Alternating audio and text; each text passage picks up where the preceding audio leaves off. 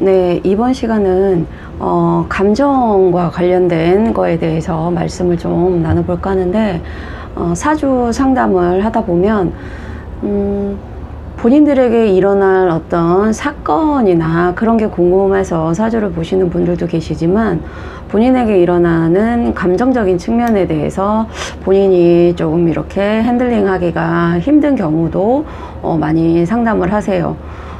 정신과에 가서 상담을 하자니 왠지 내가 왠지 환자 같은 느낌이 들기 때문에 사주 상담을 통해서 얘기를 하다 보면 본인의 이러저러한 성격에 대해서 상담을 하시는 분들이 꽤 많으신데, 그게 본인이 알아도 고치기가 쉽지 않다라는 게 맹점이에요.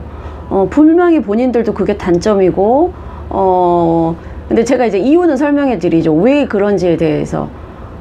본인들도 충분히 수긍을 해요. 근데도 이게 실생활에서 본인의 타고난 성격이 금방 바뀌지 않는다는 게 그분들에게 있어서 가장 큰 힘든, 인간관계에 있어서 힘든 점이 아닐까 하는데, 오늘은 부정적인 생각을 기본적으로 많이 할 수 있는 오행의 기운과 그 부정적인 기운 때문에 거기에서 다른 것과 이렇게 어떤 그 오행이 결합되거나 했을 때 나타나는 부정적인 감정이 초래할 수 있는 의심, 불안, 그 다음에 극단적으로 가면은 본인의 배우자를 의심하는 의처증, 의부증과 관련된, 그리고 사람에 대한 어떤 기본적인 신뢰를 못하는 그런 성격과 관련돼서 얘기를 해볼까 합니다.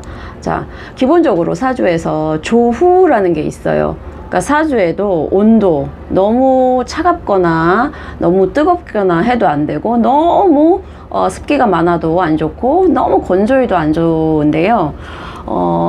오늘 이 부정과 관련된 오행은 수 기운입니다. 그리고 기본적으로 본인 일간이 수가 아니라 할지라도 태어난 월지, 그러니까 달이 겨울인 경우, 보통 부정적인 그거는 금과 가을 겨울의 기운이 많으신 분들이 그런데, 특히 해월, 자월, 축월생 분들, 그러니까 월지가 해자축이면서 본인 사주 전체의 기운에서 수 기운이 필요 이상으로 많은 경우에는 그런 현상들이 나올 수 있습니다. 자, 수라는 거는 계절로는 겨울이고요. 주로 화기운하고 반대 개념으로 생각하시면 돼요. 화는 여름이고, 근데 이제 수는 겨울입니다. 계절적으로. 그리고 사람의 인생에 있어서 화는 가장 활발하게 젊은 시절을 의미하고, 수는 노년과 죽음을 의미하고요. 그 다음에 화는 낮이면 수는 밤, 어두운 기운을 의미합니다. 그리고 화가 따뜻하면 수는 차갑고요. 그 다음에 화가 긍정이면 수는 부정입니다. 그리고 화가 많은 경우에는 조증이 나올 수 있고, 수가 많을 경우는 우울증이 있을 수 있어요. 근데 화랑 수가 같이 있으면 조울증이 왔다 갔다 하는 거겠죠. 기본적으로 수가 갖고 있는 이런 오행의 특징 때문에, 수가 더군다나 수가 오행이 수가 많은 데다가 이 수를 뺄 수 있는 그 목 기운의 부재, 목이 상대적으로 너무 적은 경우에도 마찬가지로 수의 기운이 극대화될 수 있어요. 그래서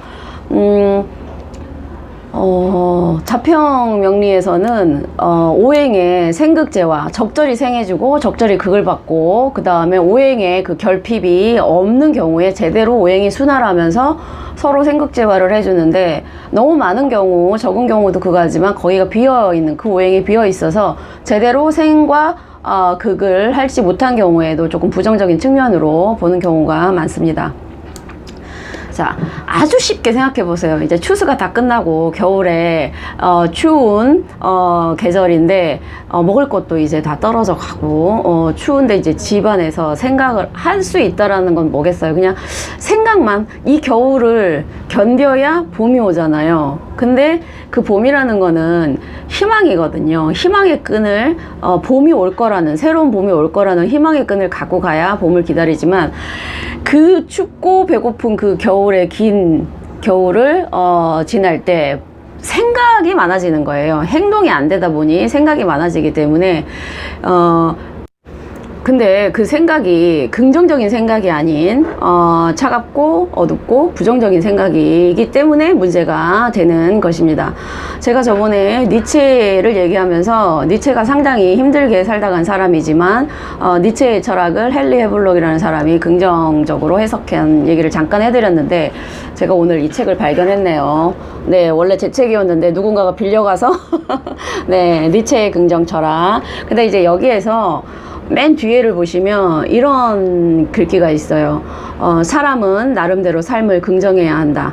인생 최대의 문제는 영원히 사라지지 않는다. 그 이유는 그 문제의 답을 다른 사람에게 내놓을 수 있는 사람은 없기 때문이다. 모든 사람이 삶을 긍정하는 것이야말로 최선의 긍정이다. 단지 그것이 자신의 것이라는 것, 그리고 자신의 피와 뇌를 가지고 천천히 조용히 성장했다는 것을 확인할 수 있어야 한다. 삶을 긍정한 다음에야 비로소 인생이라는 계곡을 지나가는 동안에 우리를 격려해줄 아군을 찾을 수 있다.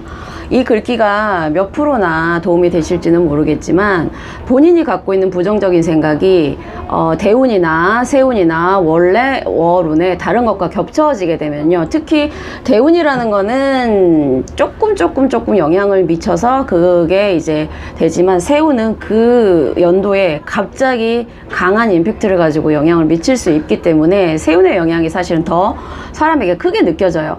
근데 본인의 특히 배우자 자리에 충과 형살 그리고 귀문관살이나 원진이 형성될 경우에는 이 부정적인 생각이 배우자를 의심하는 증상으로 발휘됩니다.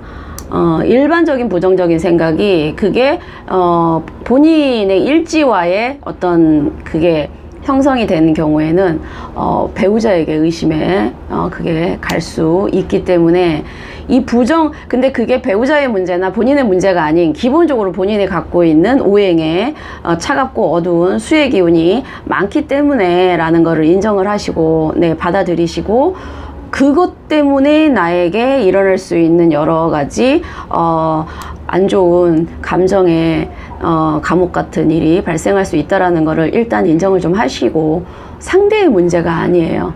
네, 그렇다고 본인의 문제만도 아니에요. 인간은 오행에 영향을 받는 오행의 숙주 같은 존재란 말이에요. 밝은 오행이 들어오면 본인이 긍정적으로 바뀌고 부정적이고 어두운 오행이 들어오면 본인의 감정과 기분도 부정적으로 바뀌어요.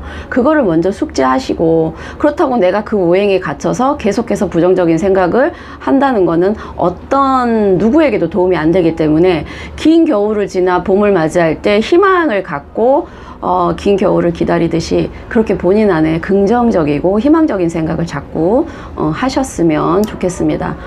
이 책이 얼마나 도움이 될지는 모르겠지만 기회가 되시면 한번 읽어보시는 것도 권해드리겠습니다.